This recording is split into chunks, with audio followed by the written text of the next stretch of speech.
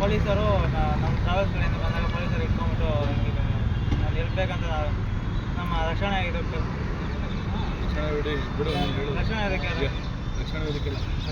ರಕ್ಷಣಾ ಸೇವಾದಳ ನಮ್ಮ ಅಧ್ಯಕ್ಷರನ್ನ ಕರೆದಾಗ ಬಂದು ಈ ಥರ ಹೆಲ್ಪ್ ಮಾಡಿದ್ರು ಚಿಕ್ಕಮ್ಮನವರು. ನಮಸ್ಕಾರ.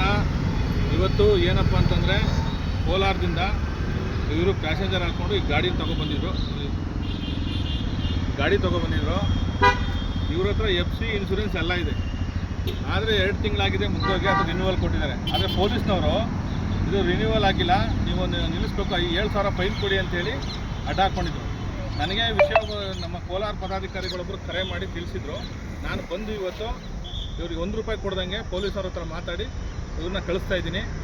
ಇದೇ ಥರ ಏನೇ ಸಮಸ್ಯೆಗಳಿದ್ರೂ ನಾವು ನಮ್ಮ ಗಮನಕ್ಕೆ ತನ್ನಿ. ಖಂಡಿತವಾಗಿ ನಾವು ಇರೋದೇ ನಿಮ್ಮ ಸೇವೆಗೋಸ್ಕರ.